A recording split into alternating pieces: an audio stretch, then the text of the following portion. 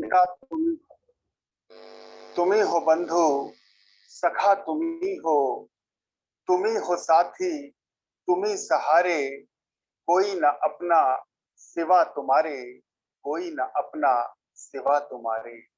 वो ईश्वर जो हमारा माता, हमारा पिता है, वो परमेश्वर जो हमारा बंधु, हमारा सखा, हमारा साथी और हमारा सबसे बड़ा सहारा है, जिनके सिवा इस संसार में हमारा दूसरा कोई नहीं है। उन पारब्रह्म परमेश्वर जगत पिता ईश्वर के चरणारविंद में नमन करते हुए उनकी दी हुई वाणी, उनकी दी हुई बुद्धि और उन्हीं के दिए हुए विवेक से आज के विषय पर विचार प्रस्तुत करने से पूर्व नारायण रूप संगत को मेरा प्रणाम, सभी को सादर नमन, आप सभी को ओम ब्रह्म सत्यम। आदरणीय प्रेमी जनों, जगत में क्यों और कहां से आए ये जानना है, यहाँ की हर शय का अंत दुख क्यों, यही तो हमको विचारना है। हम क्यों पैदा होते हैं, कहां को जाते हैं, हम दुखी क्यों होते हैं, यह सब विचारणीय प्रश्न है। इस संसार में आने और जाने के मध्य हम जो कुछ भौतिक वस्तुएं प्राप्त करते हैं वो सब यही छोड़ जाते हैं। अब प्रश्न ये उठता है, जब इस नश्वर जगत से प्राप्त हुई वस्तुओं को यही छोड़ जाना है, तो फिर जब इस नश्वर जगत से प्राप्त हुई वस्तुओं को यही छोड़ जाना है, तो इस पर अपना अधिकार कहाँ? और जब जिस वस्तु पर अधिकार नहीं, उससे मोह कैसा? गोस्वामी तुलसीदास जी लिखते हैं कि मोह सकल व्याधिन कर मूला, अर्थात संसार में समस्त दुखों का जो मूल कारण है वो हमारा मोह है। अध्यात्म में 5 प्रकार के विकार बताए हैं जो जीव को हमेशा परेशान करते हैं: काम, क्रोध, लोभ, मोह और अहंकार। उसमें आज मोह विकार पर चर्चा करेंगे, मोह विकार बात करेंगे। पूज्य महाराज श्री के मार्गदर्शन के आधार पर हम ये जानने का प्रयास करेंगे ये मोह का नाश आखिर हो कैसे। पहले हम सभी जानते हैं मोह है क्या। हमारा यह मोह आरंभ होता है हमारे इस शरीर से। इस शरीर को हम अपना समझते हैं और शायद ये समझते हैं सदैव बना रहेगा। फिर ये शरीर और शरीर से संबंधित जितना भी संसार है उस पे हमारा मोह है। हम समझते हैं ये हमारा है, मेरी मृत्यु के बाद ये सब मुझसे छूट जाएगा, ये सब मुझसे अलग हो जाएगा। यही मोह हमें दुख के जंजाल में, जो कहें दुखों के दल में गिर देता है। जब से हमने संभाले से आज तक हमने सुखों को पाने का प्रयास किया है, हमने दुखों से निवृत्ति पाने का प्रयास किया है, परंतु आज हमारी जितनी भी आयु हो गई, हम अपने आप से पूछें कि क्या हमारे समस्त दुख समाप्त हो गए, तो हमारा जवाब होगा नहीं। आखिर क्यों? क्योंकि मैं अपने शरीर और शरीर से संबंधित जितना भी मेरा ये संसार है जहां मैं रह रहा हूँ, ये संसार में जो भी व्यवसाय कर रहा हूँ, जो भी कार्य कर रहा हूँ, जो कुछ भी धन दौलत कमा रहा हूँ, मैं समझता हूँ कि उस पर मेरा अधिकार है, ये मेरा है। उस अधिकार के ही कारण उससे मेरा मोह हो गया है। और ये मोह जो मुझे हमेशा ये डराता रहता है कि मेरे जाने के बाद ये सब मुझसे छूट जाएगा, ये सब मुझसे अलग हो जाएगा, यही मोह मेरे समस्त दुखों का कारण है। यही मोह संसार में मुझे दुख दे रहा है। कुरुक्षेत्र के मैदान में जब अर्जुन को कौरव सेना को देखकर एक मोह ही तो हो गया था, ये सब मेरे हैं, सब मेरे नाते रिश्तेदार हैं, कोई मेरा पितामह है, कोई मेरा गुरु है, कोई मेरा गुरु भाई है, आखिर मैं इनसे युद्ध करूं कैसे? उस मोह के वशीभूत होकर ही तो अर्जुन ने अपने धनुष और बाण रख दिए थे। फिर भगवान कृष्ण ने उन्हें गीता का संदेश दिया। 18 अध्याय में मोह से छूटने का उन्हें तरीका बताया। उसमें से एक श्लोक दूसरे अध्याय का 48वां श्लोक, जिसमें भगवान कृष्ण अर्जुन से इस मोह से छूटने का उपाय बताते हुए कहते हैं, योगस्तम कुरु कर्माणि संगत्वत्या धनंजया सिद्धि सिद्धियों समभूत्वा सम तत्व योग उच्यते। बड़ी महत्वपूर्ण बात है आखिर के 3 शब्द कि सम तत्व योग उच्यते, अर्थात वो कहते हैं कि कर त्याग मोह का तू जम योग में, सफलता या असफलता कुछ भी मिले, मन को तू रख दोनों में ही समान, हे अर्जुन इसी समता का योग नाम। वो कहते हैं कि तू मोह का त्याग कर और तुझे सफलता या असफलता कुछ भी मिले, तू परिणाम पर न जा, तू अपना कर्म कर और मोह को त्याग दे। सफलता या असफलता कुछ भी मिले, मन को तू रख दोनों में ही समान, चाहे सफलता मिले चाहे असफलता मिले, तू अपने मन को विचलित न होने दे, मन की स्थिति को समभाव में रखे कि मन को तू रख दोनों में ही समान, हे अर्जुन इसी समता का योग नाम। इसी समता को भगवान कृष्ण योग बता रहे हैं कि मन की स्थिति सफलता मिले या असफलता मिले, लाभ हो या हानि हो, जीवन मिले या मृत्यु मिले, यश मिले या अपयश मिले, अपने मन की स्थिति को विचलित न कर, मन को तू रख दोनों में ही समान, हे अर्जुन इसी समता का योग नाम। तो भगवान कृष्ण ने अर्जुन को मोह से छुटकारा पाने का उपाय बताते हुए कहा है कि तू अपने योग में मोह का त्याग करे, और जब तुझे मोह त्याग हो जाएगा तो तेरे दुख अंत हो जाएगा और फिर तुम्हें कर्म करके लिप्त हो जाएगा, और कर्म में सफलता या असफलता कुछ भी मिले उसके परिणाम पे न जाकर तू अपना कर्म कर और अपने मोह को त्याग। तो ये जो मोह है जो हमें दुखों के जंजाल में धकेल रहा है, जो हमें दुखों के दलदल में धकेल रहा है, उस मोह से, मोह का नाश कैसे होता है, किस प्रकार उस मोह का नाश हो, इसके बारे में पूज्य गुरुदेव ने समता विलास में बहुत ही सुंदर हमारा मार्गदर्शन किया है। 2-3 वचनों के माध्यम से दास इस पर अपनी बात कहने का प्रयास करेंगे। गुरुदेव हमारा मार्गदर्शन करते हुए इस मोह से छुटकारा पाने का क्या उपाय बता रहे हैं, ध्यान से श्रवण करें, इस पर मनन भी करेंगे। गुरुदेव कहते हैं समता विलास में 18वें पृष्ठ पर वचन नंबर 76 है, जिसमें वो कहते हैं कि तमाम कर्मों के फल को ईश्वर आज्ञा में अर्पित करता जावे, कि जो तू भी कर्म कर उसको ईश्वर की आज्ञा समझ के कर, तू अपने कर्तापन का अहंकार न कर, तू ये समझ जो तू कर्म कर रहा है वो ईश्वर की आज्ञा से कर रहा है, और वो अपने सारे कर्म तू ईश्वर की आज्ञा में अर्पण करता जावे, अनन्य प्रीत करके सत्स्वरूप का सिमरन करे, सत्स्वरूप का सिमरन करे, तभी ममता रूपी अंधकार अंतर से नाश हो जाता है और समता तत्व अखंड शब्द अंतर में प्रकाश करता है। यही अवस्था ईश्वर प्राप्ति की और परमानंद स्वरूप है।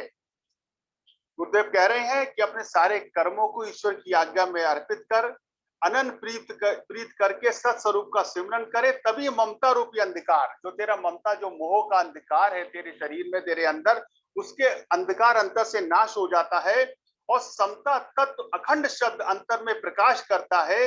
यही अवस्था ईश्वर प्राप्ति की और परमानंद स्वरूप है। एक और वचन है जिसमें गुरुदेव हमारा मार्गदर्शन करते हैं, पृष्ठ 113 पर वचन नंबर 66 में गुरुदेव हमारा मार्गदर्शन करते हुए इस मोह से कैसे नाश हो हमें बताते हैं, और कहते हैं कि जब तक सेवा को धारण ना करे तब तक ममता का नाश नहीं होता। जब तक तेरे मन में सेवा का भाव नहीं आएगा तब तक तेरी ये ममता, तेरा जो मोह है, इसके से तुझे छुटकारा नहीं मिलेगा।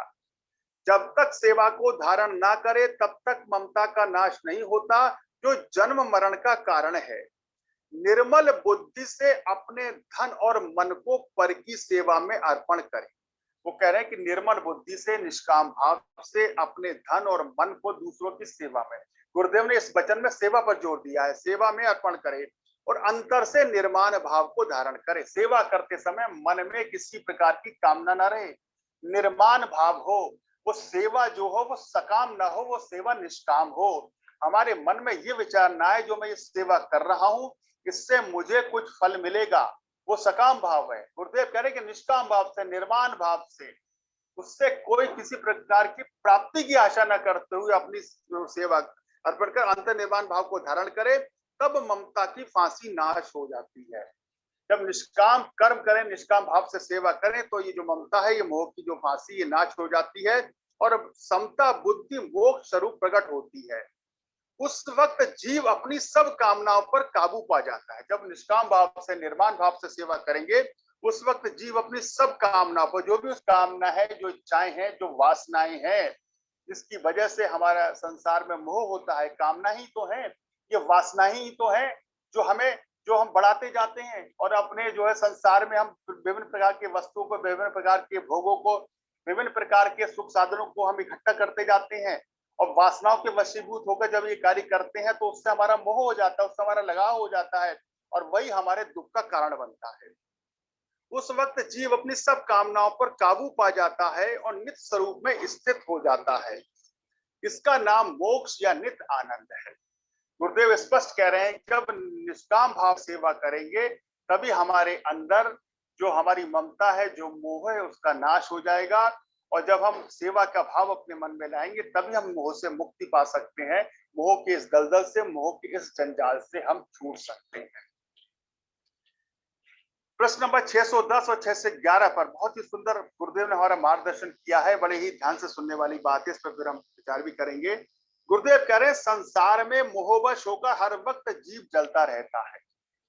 मोह सकल व्याधिन कर मूला, जो गोस्वामी तुलसीदास जी ने कहा है कि समस्त दुखों का कारण मोह है, वही बात गुरुदेव कह रहे हैं। संसार में मोहवश होकर वक्त जीव जलता रहता है, हमेशा जीव जलता रहता है। उसका जो मोह है उसको दुख देता है, मोह उससे इस दुख के जंजाल से छूटने नहीं देता, वो जलता रहता है। किसी सूरत में असली खुशी को प्राप्त नहीं कर पाता। बड़े से बड़ा यत्न करने पर भी, यानी कई तरीके की उपासना, यज्ञ, दान आदि धारण करने से भी असली प्रसन्नता प्राप्त नहीं होती। गुरुदेव कह रहे हैं कि बड़े से बड़ा यत्न करने के बाद भी, किसी प्रकार की उपासना, कैसी अभी यज्ञ करें, कितना भी दान कर लें, धारण करने से भी असली सी प्रसन्नता प्राप्त नहीं होती, जब तक ईश्वर का खालिस प्रेम अंतःकरण में प्रकट न हो। गुरुदेव कह रहे हैं, कितना ही दान पुण्य कर लें, कितनी ही तीर्थ यात्राएं कर लें, कितना ही यज्ञ भंडारा कर लें, कितना ही हम धार्मिक अनुष्ठान कर लें, कितने ही कर्म कांड कर लें, जब तक हमारे अंदर, हमारे अंतःकरण में ईश्वर के प्रति खालिस प्रेम प्रकट नहीं होगा, तब तक हमें जो है दुखों से, इस मोह से छूट नहीं मिल सकती। प्रेम ही को भगति कहते हैं। वो कहते हैं ईश्वर का खालिस प्रेम, प्रेम ईश्वर से जो होता है वो प्रेम होता है, और संसार से जो होता है वो मोह है। अभी एक प्रश्न उत्तर में हम ये जानने का प्रयास करें कि मोह और प्रेम में क्या अंतर है। तो गुरुदेव कह रहे, प्रेम ही को भगति कहते हैं, प्रेम ही को योग कहते हैं, प्रेम ही का नाम ज्ञान है, और प्रेम ही ईश्वर भक्ति का यथार्थ स्वरूप है। वो कह रहे हैं, जो प्रेम है ईश्वर का वही योग है, संसार का सबसे बड़ा वही योग है, वह उसी का नाम ज्ञान है। ईश्वर से हमारा प्रेम हो जाए, हमें संसार का सबसे बड़ा ज्ञान प्राप्त हो गया। ईश्वर से हमारा प्रेम हो जाए, हमें संसार का सबसे बड़ा योग मिल गया, और प्रेम ही ईश्वर शक्ति का यथार्थ स्वरूप है। तब जब उपासना का फल यह है कि मन में एक ईश्वर का प्रेम प्रकट। गुरुदेव कह रहे हैं, जब तक उपासना जितने भी करे जाएं या जो कर रहे हैं, उससे अपना मूल्यांकन करें कि उसको करने के बाद हमारे मन में ईश्वर के प्रति प्रेम पैदा हो रहा है या संसार के प्रति प्रेम पैदा हो रहा है। क्या मेरी वासनाएं, मेरी कामनाएं, मेरी इच्छाएं संसार के प्रति बढ़ती जा रही है, घटती जा रही है? हम कार्य तो बहुत कर रहे हैं, उपासना बहुत कर रहे हैं, पूजा बहुत कर रहे हैं, यज्ञ भंडाराएं कर रहे हैं, तीर्थ यात्राएं कर रहे हैं, सत्संग के आयोजन भी कर रहे हैं, लेकिन इन सब का जो हमें परिणाम है वो क्या मिल रहा है? मेरा कदम ईश्वर की ओर बढ़ रहा है या संसार की ओर बढ़ रहा है? अगर मुझे ईश्वर से प्रेम हो रहा है, अगर मेरा कदम ईश्वर की ओर बढ़ रहा है, तब तो इन सबका फायदा है। और गुरुदेव कह रहे हैं, ये सब करने के बाद अगर मेरा प्रेम, मेरा मोह संसार से बढ़ता जा रहा है, कामनाएं मेरी बढ़ती जा रही हैं, तृष्णाएं बढ़ती जा रही हैं, इच्छाएं बढ़ती जा रही हैं, वासनाएं बढ़ती जा रही हैं, तो ये सारे कार्य करने का कोई भी फायदा नहीं है। गुरुदेव इस वचन में इस बात स्पष्ट करते हैं कि तब जब उपासना का फल ये है कि मन में एक ईश्वर का प्रेम प्रकट हो, ईश्वर प्रेम के प्रकट होने से मोह की अग्नि नाश हो जाती है। देखिए, जब ईश्वर के प्रति प्रेम हो जाएगा, जब मन में एक ही चाहत हो जाए रहेगी कि ईश्वर प्राप्ति की कामना जब मन में आ जाएगी, जब जीवन का उद्देश्य, जीवन का लक्ष्य ईश्वर प्राप्ति बन जाएगा, तो गुरुदेव कह रहे हैं कि जो मोह की जो अग्नि है, ये मोह सकल व्याधिन कर मूला, ये मोह जो समस्त दुखों का कारण है, इसकी जो अग्नि है, ये तभी नाश होगी जब हमें ईश्वर से सच्चा प्रेम, सच्ची लगन ईश्वर से लग जाएगी। और अपने अंतर दिखे सर्वशक्तिमान ना स्वरूप ईश्वर का अनुभव होता है। जब हमें ईश्वर के प्रति प्रेम प्रकट हो जाएगा, तब हमें अपने अंदर जो ना स्वरूप ईश्वर उसका अनुभव होगा। यही हालत असली अवधि सरूर यानी परम आनंद की है। मानुष जन्म को धार कर इसी अवस्था को हासिल करने की कोशिश करनी यथार्थ लाभ है।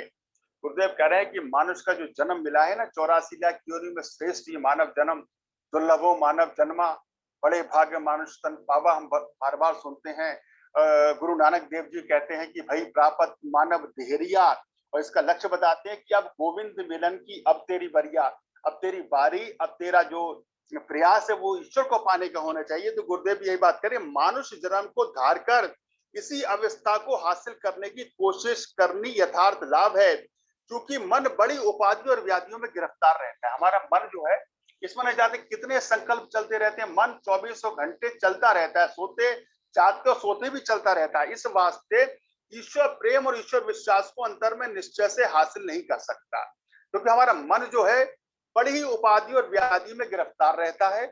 इस वास्ते ईश्वर प्रेम और ईश्वर विश्वास को अंतर में निश्चय से हासिल नहीं कर सकता। लाखों पुस्तकों के अध्ययन से, तीर्थ व्रत कई नियमों के धारण करने से भी ईश्वर का खालिस प्रेम प्रकट नहीं होता। अहंकार यानी देह का मद हर वक्त जीव को कामना की अग्नि में जलाता है। गुरुदेव कह रहे हैं कि शास्त्रों का अध्ययन कर ले, कितने ही तीर्थ कर ले, कितने ही व्रत कर ले, कितनी ही उपासना कर ले, ईश्वर का जो खालिस जो सच्चा प्रेम है वो प्रकट नहीं होता। क्योंकि हमारा जो अहंकार है, जो हमारा देह का मत है ना, तो हम समझते हैं कि जो हमें देह मिली है, इससे जो कुछ भी मैं कर रहा हूँ वो मैं कर रहा हूँ। ये जो हमारा अहंकार है, ये हर वक्त जीव को कामना की अग्नि में जलाता रहता है।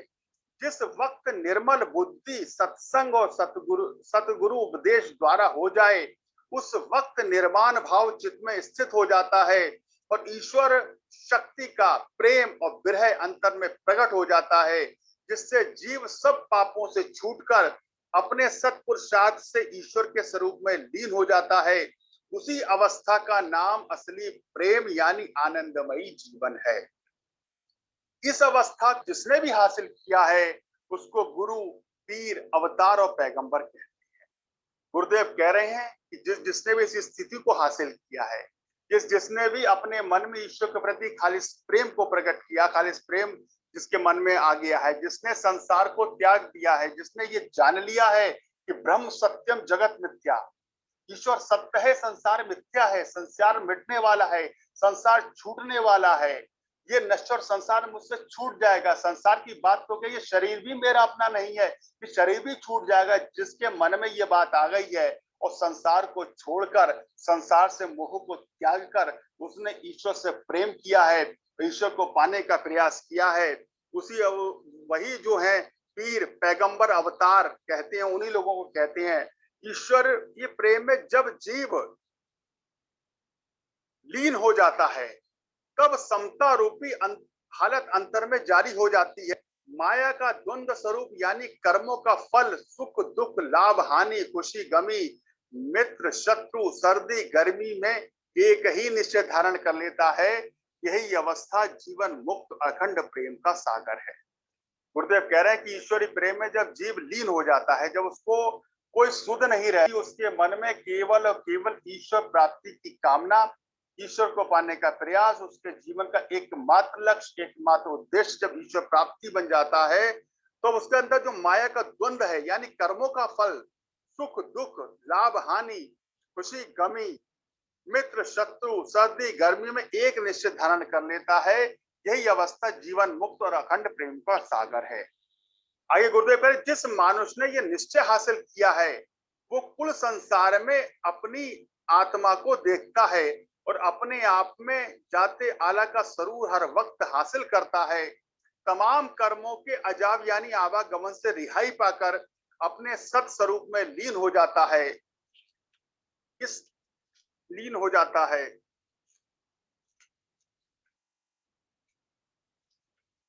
इस अवस्था को हासिल करना ही मनुष्य जिंदगी का परम धर्म है। हर एक प्रेमी को चाहिए कि बात मुबाद कपट पाखंड को छोड़कर हर वक्त ईश्वर का सच्चा प्रेम प्राप्त करे, जिससे नाशवान का चिंतन, यानी आवागमन का जो दुख है, से छूटकर आनंद स्वरूप ईश्वर में मिल जाता है। गुरुदेव स्पष्ट हमारा मार्गदर्शन करते हुए हमें बता रहे हैं कि जो हमारा मोह है, संसार से जो हमारी पकड़ है, संसार को जो मैं अपना समझता हूँ, यही समस्त दुखों का कारण है। और इस मोह से छुटकारा तभी मिलेगा जब ईश्वर के प्रति सच्चा प्रेम अंतःकरण में प्रकट हो जाएगा। एक प्रश्न है कि महाराज जी, प्रेम और मोह में क्या फर्क है? देखिए, हम तो समझते हैं ना, शरीर और शरीर संबंधी जो संसार है या जो कुछ भी कर रहा हूं मैं, उससे मेरा प्रेम है, ये प्रेम के वशीभूत में इसमें बंधा हुआ हूं। तो गुरुदेव कह रहे हैं मोह और प्रेम में क्या अंतर है, बताया उन्होंने। प्रेमी प्रेम उस हालत को कहते हैं जब परमेश्वर की याद में तन्मय होकर अपने आप को बुद्धि भूल जाती है। जो प्रेम है वो गुरुदेव कह रहे हैं कि प्रेम वो है जब ईश्वर की याद में तन्मय होकर बुद्धि अपने आप को भूल जाती है और मस्ती का आलम उस प्रेमी के चारों तरफ हो जाता है, वहां तड़प नहीं होती। ये अवस्था वियोग और संयोग से रहित है, गर्ज और फर्ज से ऊंची है, हर्ष और शोक से न्यारी है। इसके विपरीत जीव की शरीर और शरीर से संबंधित संसार से गहरी पकड़ का नाम ही मोह है। गुरुदेव कह रहे हैं जीव का जो अपने शरीर और शरीर से संबंधित जितना भी संसार, उससे जो पकड़ है, जिसको मैं प्रेम समझता हूँ, गुरुदेव कह रहे हैं वो मोह है। और प्रेम वो है जो ईश्वर से होता है, वो प्रेम है। संसार से जो पकड़ है वो मोह है। संयोग में भी वियोग भय लगा रहता है, अगर फर्ज करके दिखाई भी दे तो भी सूक्ष्म रूप से उसमें गर्ज छिपी हुई रहती है। अब एक और प्रश्न जैसे पूछा, महाराज जी परमात्मा से आखिर प्रेम हो कैसे? हमारे जो संसार से जो हमारा मोह है सब कैसे छूटे और ईश्वर से हमारा प्रेम कैसे हो? तो गुरुदेव कह रहे प्रेमी जी, उस प्रभु में पूर्ण निश्चय और दृढ़ विश्वास से प्रभु प्रेम पैदा हो जाएगा। जब उस प्रभु से हमारा पूर्ण निश्चय और दृढ़ विश्वास होगा तभी हमारा ये ईश्वर से प्रेम पैदा हो जाएगा। इसके अलावा आत्म संबंधी विचारों के स्वाध्याय और मनन से, संतों के संग से और सदग्रही पुरुषों के जीवन चरित्र का गहरा अध्ययन करने से ही उसकी कहनी, रहनी और सहनी को रोजाना हर समय विचार करने से प्रभु का प्रेम का बीज हृदय रूपी जमीन पर उग जाता है। तो गुरुदेव इन दोनों वचनों में, इन दोनों प्रश्नों के उत्तर में स्पष्ट बता रहे हैं कि मोह और प्रेम में क्या अंतर है और ईश्वर के प्रति वास्तविक प्रेम कैसे। अंत में गीता का एक और श्लोक है जिसमें 9वें अध्याय के 22वें श्लोक में भगवान कृष्ण अर्जुन से क्या कह रहे हैं, इस मोह को त्यागने का, मोह को किस तरह से त्यागे और मोह को त्याग के करना क्या है, ये बताते हुए भगवान कृष्ण कह रहे हैं कि अनन्या चिंतेना मामे जना परुपासते तेषाम नित्याविक्तानाम योगक्षेम भावहिम। अर्थात वो कह रहे हैं कि मेरी ही भक्ति में मन को लगा, जो चिंतन करें बस मेरा ही सदा, निरंतर जो मुझ में लगे रहते हैं, पूरा करूं ये योगक्षेम मैं उनका। वो कह रहे हैं कि जो संसार के सारे बंधनों से, सारे अपने जो भी तेरी वासना है, कामना है, सबसे छुटकारा करके मेरी भक्ति में अपने मन को लगा, जो चिंतन मेरा सदा करते रहते हैं, जो मुझ में सदैव लगे रहते हैं, पूरा करूं योगक्षेम मैं उनका। भगवान कृष्ण स्पष्ट कह रहे हैं कि संसार से अपने मन को हटाकर ईश्वर के प्रेम में लगाना, ईश्वर के चरणों में लगाना, इसी से मोह की अग्नि नाश हो सकती है, इसी से मोह से हमें छुटकारा मिल सकता है। और अंत में हम जो मोह से छुटकारा जब हमको मिल जाएगा, ईश्वर के प्रति प्रेम हो जाएगा, तभी हम इस दुखों के जो दलदल है, दुखों का जो जंजाल है जिसमें फंसे हैं, इससे हम छूट जाए। अंत में एक 2-3 मिनट में बस एक भक्ति रचना है जिसकी पंक्तियां बहुत ही स्पष्ट संकेत दे रही हैं कि जो ये हमारा मोह है वो किस तरह से हमें दुखों के दलदल में धकेलता है और मोह से छुटकारा पाकर के हमें करना क्या, वास्तविक संसार में है क्या जिससे हमें लगन लगानी है। इसमें स्पष्ट कहा है कि राम नाम के हीरे मोती मैं बिखराऊं गली गली, ले लो रे कोई राम का प्यारा, मैं शोर मचाऊं गली गली। वो कह रहे हैं कि संसार में केवल केवल ईश्वर का नाम ही सत्य है, ईश्वर के नाम के हीरे मोती यही सच्ची दौलत है। इसको जो लूटेगा वही माला माल होगा और जिसको लूटना है वो लूट ले। आगे कह रहे जिन जिन ने यह मोती लूटे वह तो माला माल हुए, और धन दौलत के बने पुजारी आखिर वो कंगाल हुए। चांदी सोने वालों सुन लो, मैं बात सुनाऊं खरी खरी, ले लो रे कोई राम का प्यारा, मैं शोर मचाऊं गली गली। वो कह रहे जिन जिनने इन मोतियों को लूटा है वही संसार में माला माल हुए हैं। इन मोतियों को गुरु नानक देव जी ने लूटा, कबीरदास जी ने लूटा, तुलसीदास जी ने लूटा, सूरदास जी ने लूटा, मीराबाई ने और अनेकों महापुरुषों ने लूटा, वही संसार में माला माल है। आज उन्हें याद किया जा रहा है। और धन दौलत के बने पुजारी आखिर सब कंगाल हुए। ईश्वर के नाम के अतिरिक्त जो संसार की दौलत के पीछे दौड़े हैं वो आखिर में कंगाल ही हुए हैं। संसार का कितना बड़ा माला माल है, आखिर में वो कंगाल ही हुआ है। तो वो कह रहे हैं कि जिन जिन ने ये मोती लूटे वह तो माला माल हुए, धन दौलत के बने पुजारी आखिर वो कंगाल हुए। चांदी सोने वालों सुन लो, मैं बात सुनाऊं खरी खरी, और ले लो रे कोई राम का प्यारा, मैं शोर मचाऊं गली गली। सार निर्णय यही है, इस नश्वर संसार में बस ईश्वर का नाम ही सत्य है, बाकी सब मिथ्या है। जितना हम ईश्वर का नाम ले लें वही हमारा अपना है, वही हमारे साथ जाना है। सांसारिक माया मोह में फंसकर भौतिक सुखों को भोगते हुए हम उन परमेश्वर को भूल जाते हैं, जो हमारी सबसे बड़ी भूल है। ये भौतिक सुख, ये सांसारिक सुख क्या हमारे अपने होंगे, जबकि ये शरीर भी तो हमारा अपना नहीं है। यही सत्यता है, हकीकत है, कड़वा सच है कि क्षिति जल पावक गगन समीरा, पंच तत्व से बना शरीरा, एक दिन पंच तत्व में मिल जाएगा, और संग में तेरे बंदे बस प्रभु का नाम जाएगा। सार निर्णय यही है कि ब्रह्म सत्यम जगत मिथ्या। हम संसार से जो हमारी पकड़ है इसको हटाकर ईश्वर के चरणों में ईश्वर के प्रति अपने प्रेम को बढ़ाएं, ईश्वर के प्रति अपनी लगन, अपनी श्रद्धा, अपने विश्वास को बढ़ाएं। तभी इस मोह की अग्नि से हम छूट सकते हैं, तभी हम दुखों से छुटकारा पा सकते हैं, तभी हम सच्चा सुख प्राप्त कर सकते हैं।